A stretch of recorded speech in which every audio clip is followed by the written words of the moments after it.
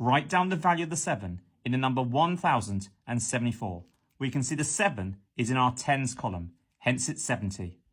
Write 4.58 correct to 1 decimal place. Well, 1 decimal place means I only want 1 digit after decimal. So find the first digit after decimal. As I'm around to 1 decimal place, I now stop. Draw a line to the right. That's called my decider. If the decider is 5 or more, which in this case it is, we round the previous digit up by 1. So 4.5 will round to 4.6. Work out 31.7 multiplied by 100.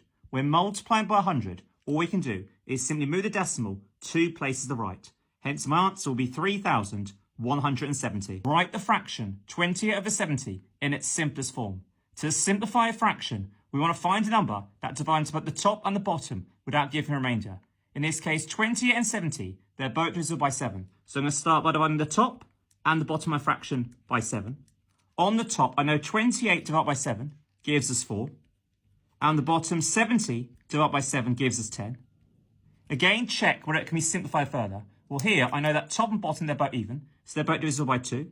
So I'm going to start now by dividing top and bottom by 2. 4 divided by 2 gives us 2. And 10 divided by 2 gives us 5. Write 15% as a decimal. We know percent means out of 100. Hence, when converting a percentage to a decimal, we simply divide by 100. When dividing by 100, I can just move the decimal in 2 places to the left. It is 0.15 as a decimal.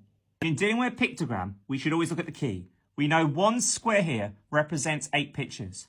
Write down the number of pictures sold in January. So looking at our row for January, each square represents 8. So therefore I'm going to have 8, add 8, add 8, which will give us 24. 12 pictures were sold in April. Show this information on the pictogram. Well, I know 1 full square represents 8. So for April, I'm going to have 1 full square, that's 8. And as I know 12 was sold, an extra 4. Well, 4 is half of 8, so I need half a square. What was the total number of pictures sold in each of these 4 months?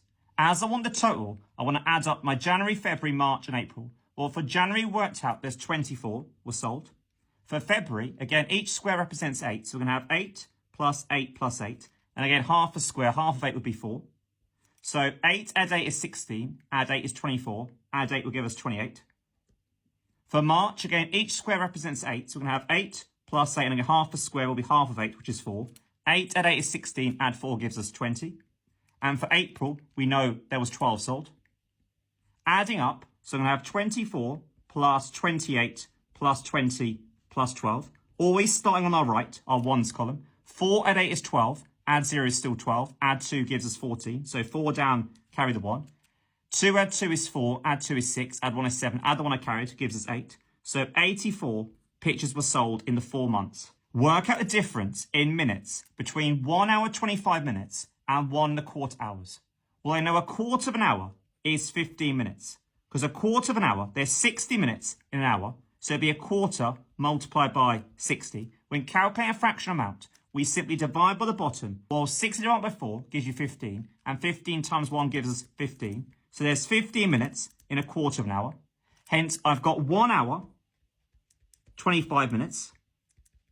Difference means I'm subtracting. Subtract 1¼ hours. Therefore, will be 1 hour and 15 minutes. And 1 hour 25 minutes, subtract 1 hour 50 minutes, will give us 10 minutes. Prasha has 5 blocks of wood.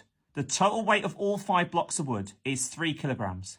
4 of the blocks of wood each have a weight of 650 grams. Work out the weight in grams of the other block of wood. As I'm dealing in different units, I'm going to convert kilograms into grams. I know 1 kilogram is 1,000 grams, hence 3 kilograms, therefore will be 3,000 grams. As I'm told 4 of the blocks each have a weight of 650 grams. Therefore, I'm going to do 650 multiplied by 4 to work out the total weight of the 4 blocks.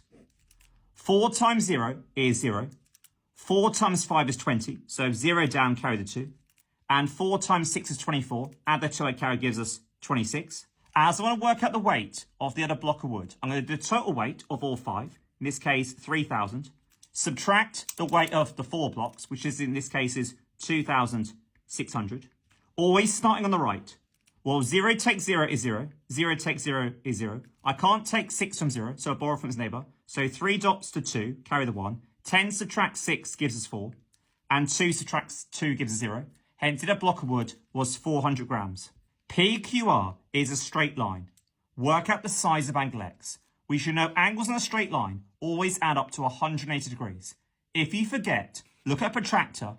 You can see a protractor is the same as a straight line. It goes from 0 to 180 degrees. So therefore, adding those three angles, it must add up to 180 degrees. As I want to work out x, adding up the two angles I know, in this case I'm going to do 100 plus 35. And that will come to 135. And as I know in total it add up to 180, to work out the missing angle x, I'm now going to do 180, subtract the sum of the two, in this case subtract 135. Starting on the right, I can't take 5 from 0, so I'll borrow from its neighbour. 8 drops to 7 and carry the 1. 10 subtract 5 gives us 5. 7 subtract 3 gives us 4. And 1 subtract 1 gives us 0. So the missing angle x is 45 degrees.